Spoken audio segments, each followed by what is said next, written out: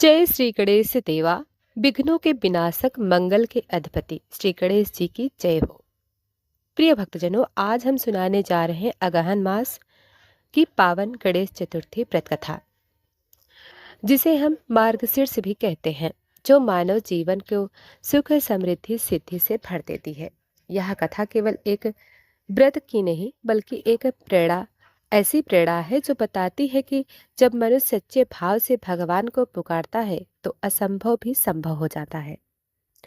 कथा का आरंभ होता है एक नगर से, जहाँ रहता था एक धनी व्यापारी मार्ग सेठ।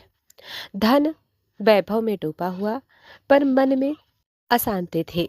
उसके पास सब कुछ था, सोना चांदी रथ नौकर महल, पर नहीं था तो केवल शांति और संतान सुख।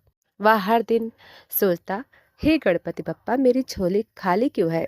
वह अनेक देवताओं की पूजा करता, व्रत करता, दान देता, पर कोई फल ना मिलता। एक दिन जब अगहन मास की गणेश चतुर्थी आई, तभी उसके मन में, उसके जीवन में घटा एक ऐसा अद्भुत प्रसंग जिसने उसकी नियति बदल दी। प्रिय भक्तजनों, आज की कथा में हम जानेंगे कैसे मार्ग सेठ ने गणेश चतुर्थी का व्रत किया, कैसे भगवान गणेश ने उसकी परीक्षा ली, और अंत में कैसे उसे अपार सुख, संतान और मोक्ष का वरदान मिला। तो आइए श्रद्धा से जुड़िए इस पावन कथा से। अगहन मास की गणेश चतुर्थी व्रत कथा, मार्ग सेठ की कथा। प्रिय भक्तजनों, अगहन मास की शुभ गणेश चतुर्थी का दिन था। पूरा नगर भक्ति भाव से ओतप्रोत था। हर घर में गणपति बप्पा की प्रतिमा स्थापित थी। दीपक जल रहे थे, धूप की सुगंध वातावरण में फैल रही थी। किंतु नगर के बीचों बीच एक भव्य हवेली में बैठा था मार्ग सेठ, जिसके पास धन तो बहुत था, पर मन में शांति नहीं थी। वह सुबह हर सुबह वह सोने की थाल में भोजन करता, पर एक निवाला भी चैन से निगल पाता नहीं। वह सोचता, हे प्रभु, सब कुछ होते हुए भी मेरे जीवन में आनंद क्यों नहीं है। उसकी पत्नी धर्मपरायण, विनम्र और श्रद्धालु थी। हर व्रत करती, हर देवता की आराधना करती, परंतु उन्हें संतान का सुख प्राप्त नहीं था। एक दिन रात गणेश जी से प्रार्थना करती, हे विघ्नहर्ता, मेरी गोद सोनी ना रहने दो। उस दिन अगहन मास की चतुर्थी थी। सूर्य अस्त होने को था और संध्या की आरती की तैयारी चल रही थी। तभी मार्ग सेठ के द्वार पर एक वृद्ध साधु आए। श्वेत दाढ़ी, तेजस्वी मुखमंडल, हाथ में कमंडल और माथे पर सिंदूर की रेखा। सेठ ने आदर पूर्वक कहा, महाराज, आपका स्वागत है, कृपा कर आशीर्वाद दीजिए। साधु मुस्कुराए, सेठ जी, मैं कोई साधारण व्यक्ति नहीं, मैं तुम्हारे द्वार आया हूँ एक विशेष संदेश लेकर। सेठ ने विनम्रता से पूछा, कृपा कर बताइए। प्रभु, साधु बोले, आज अगहन मास की गणेश चतुर्थी है। जो व्यक्ति इस दिन विधि पूर्वक गणपति बप्पा की व्रत करता है, उसके सारे कष्ट मिट जाते हैं।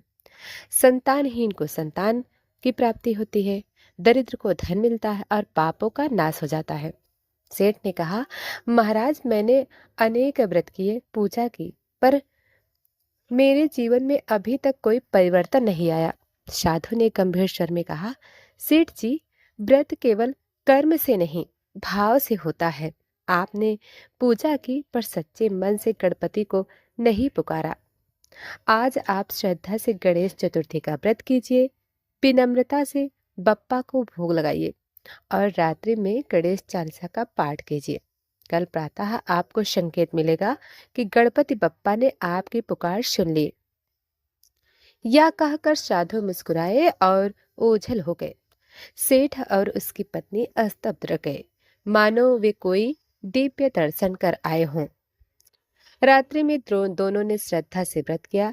सेठ ने अपने महल को मंदिर में गणेश जी की मिट्टी की सुंदर प्रतिमा बनाई, फूल, मोदक, दूर्वा और लड्डुओं से पूजा की।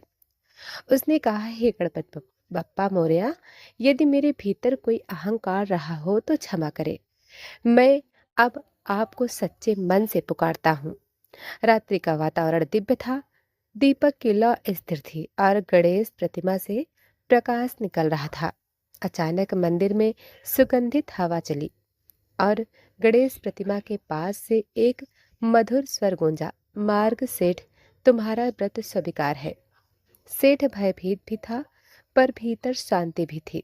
वह समझ गया गणेश बप्पा ने उसकी प्रार्थना सुन ली।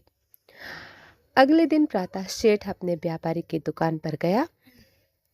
तभी द्वार पर एक गरीब ब्राह्मण आया, जिसके वस्त्र फटे और आंखों में भूखमरी छलक रही थी। वह बोला, सेठ जी, मेरे बच्चे 3 दिन से भूखे हैं, कुछ अन्न दे दो। सेठ के मन में विचार आया, मैं इतना अमीर हूँ, पर क्या मैं दूसरों का दर्द समझता हूँ? उसने तुरंत ब्राह्मण को भोजन, वस्त्र और धन दिया। ब्राह्मण ने हाथ जोड़कर कहा, बेटा, गणपति बप्पा तुम्हें अपनी कृपा देंगे। और वह ब्राह्मण वहीं अदृश्य हो गया। सेठ विस्मित था। अब उसे समझ आया कि यह कोई साधारण ब्राह्मण नहीं था, स्वयं गणपति बप्पा का रूप था। उस दिन सेठ और उसकी पत्नी का जीवन बदल गया। कुछ ही समय बाद उन्हें एक पुत्र रत्न की प्राप्ति हुई, जो अत्यंत तेजस्वी और बुद्धिमान था। सेठ ने पूरे नगर में उत्सव मनाया और सबको कहा, गणपति बप्पा सच में विघ्न हरता है।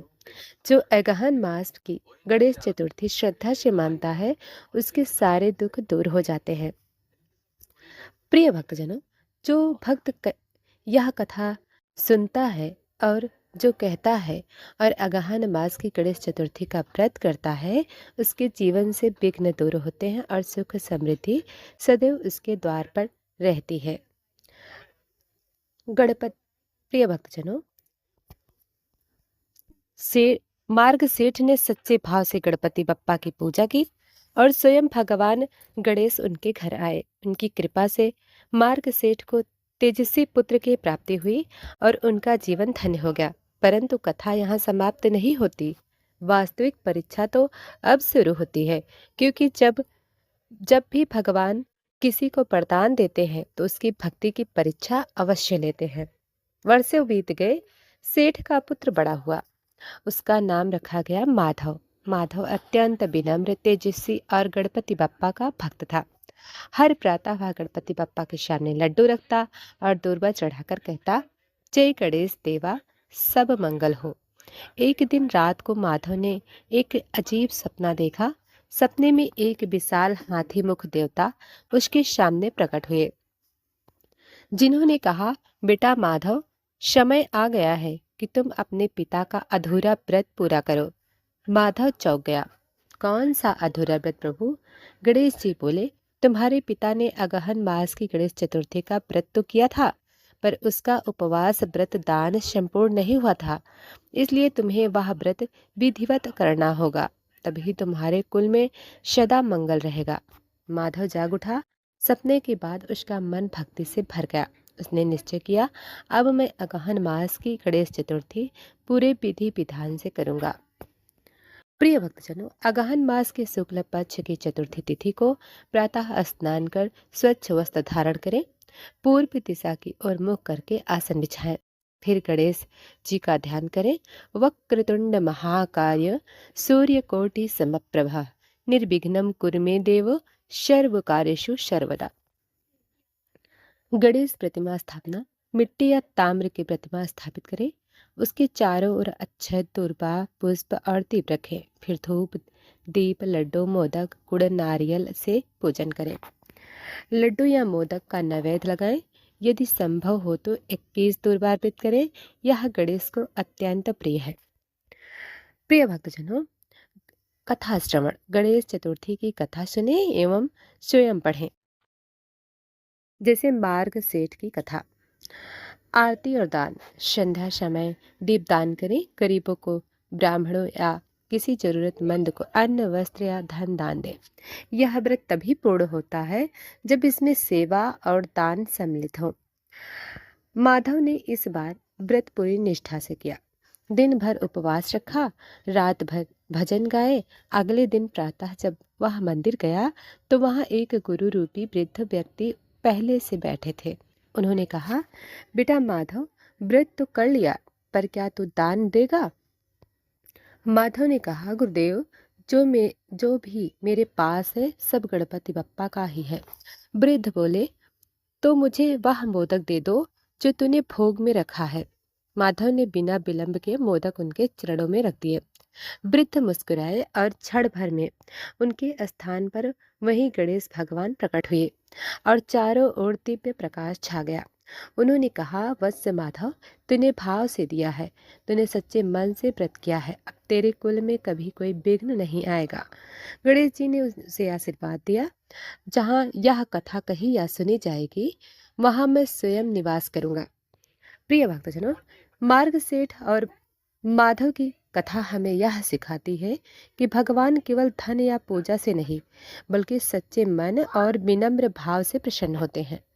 जो भक्त अगहन मास की गणेश चतुर्थी का व्रत श्रद्धा से करता है, उसके जीवन में विघ्न, रोग, संकट और दरिद्रता दूर होती है। घर में शांति, संतान सुख और समृद्धि बनी रहती है। अंत में भक्त को यह प्रार्थना करनी चाहिए, हे गणपति बप्पा, मेरे हृदय के